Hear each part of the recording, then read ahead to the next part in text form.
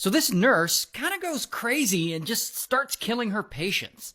Now the nurse's name is Elizabeth. And Elizabeth is around 40 years old when this story starts, and she's living in Ontario, Canada. Now Elizabeth, she's got all kinds of problems. She's struggling with addiction issues and relationship issues and mental health issues. Life is just not going well for her. But then, one day in 2007, she gets a little bit of hope. She gets hired at a nursing home to take care of elderly people. And this is great for her. I mean, it's a good job with good pay. However, a few days after being hired, things start to go south. Because Elizabeth, she's taking care of this 87-year-old dementia patient, and suddenly she starts hearing a voice. She's thinking, oh, maybe this is like a demon, or maybe this is some sort of god. But this voice is telling her to kill this patient. And so Elizabeth gets an insulin pen, and she injects the patient with a really high dose of insulin. Then she leaves the room, and she kind of just leaves her there to die. Now the other nurses, they notice something's wrong with this patient, and they stabilize her, and luckily she ends up surviving. And of course, no one suspects Elizabeth did anything wrong, plus the patient has dementia, so it's not like she can snitch. So then Elizabeth decides to do it again. One day at work, she's working with another elderly patient with Alzheimer's, and Elizabeth, she finds this patient really annoying. Like, he doesn't know where he is, he's been calling out for his wife all night. So it's actually really sad. But Elizabeth starts getting that feeling again, that devil talking to her, or however she describes it. And so she gets an insulin pen, and she comes back, and she injects the guy with 50 units of insulin, which is actually double the dose of the last time that she tried to kill a patient. The next day, the staff finds this man passed away in his bed. And again, no one sees anything out of the ordinary. Elderly patients pass away all the time, so no one suspects Elizabeth. So a few months later, she does it yet again. She unalives another patient in the exact same way as the previous one. But then, she stops. Like, no more murders for a while. However, that doesn't stop her from talking about it.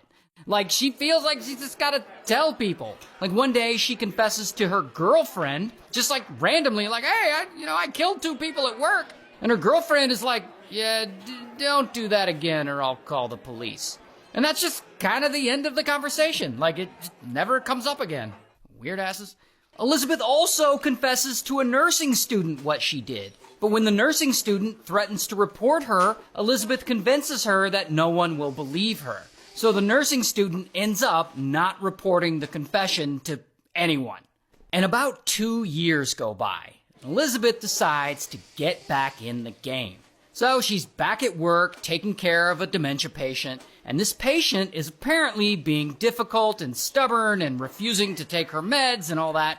So Elizabeth starts feeling that anger or hearing those devil voices or whatever it is, and that is when she snaps. And she gives this woman an overdose of insulin, and the woman dies.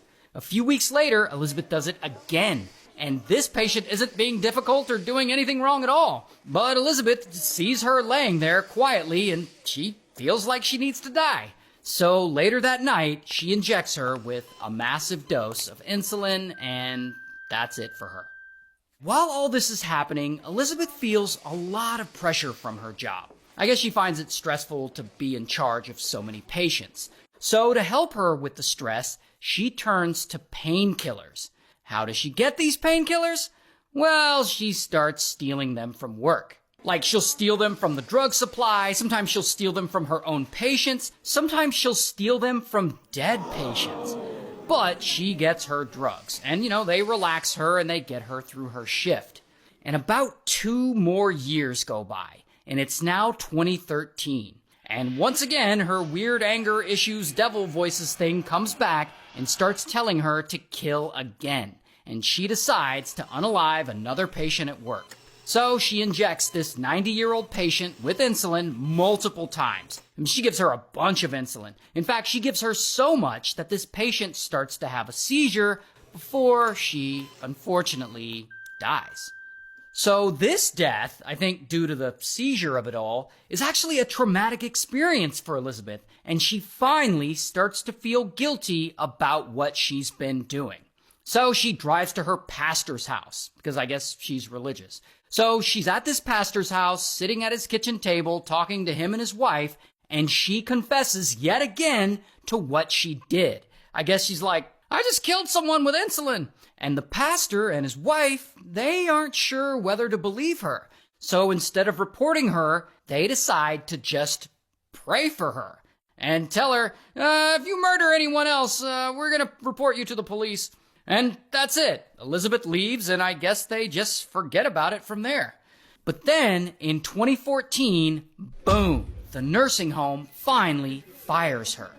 But not for killing patients. She actually had a record of showing up to work drunk. She was suspended from the job 4 times for medication-related errors, and then she got caught giving the wrong medication to a patient. She's apparently a whole-ass mess. So the place fires her.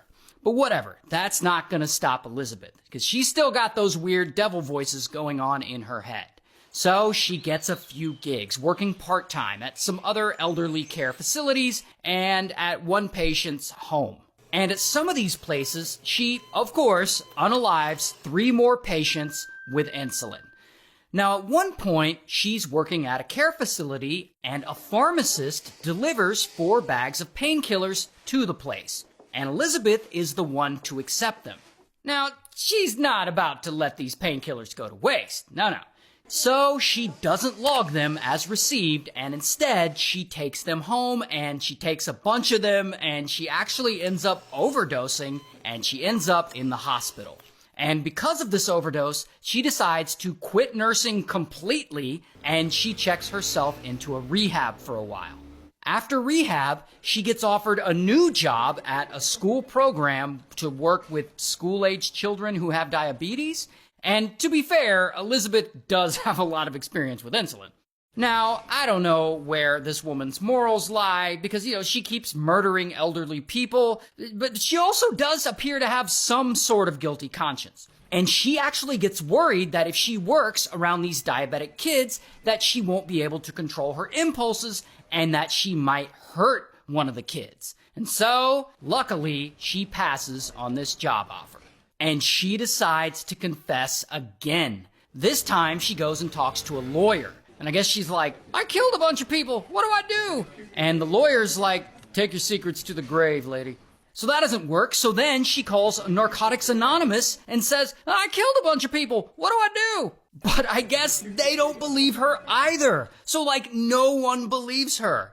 But then in 2016, she checks herself into rehab again. And this time she's determined to get someone to believe her.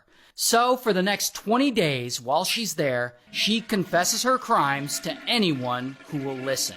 Patients, assistants, the psychiatrist, and the staff finally reports her to police, which is exactly what she wanted.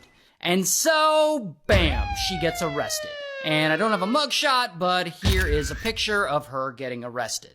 And ultimately, she pleads guilty to murdering 8 people, and she's sentenced to life in prison.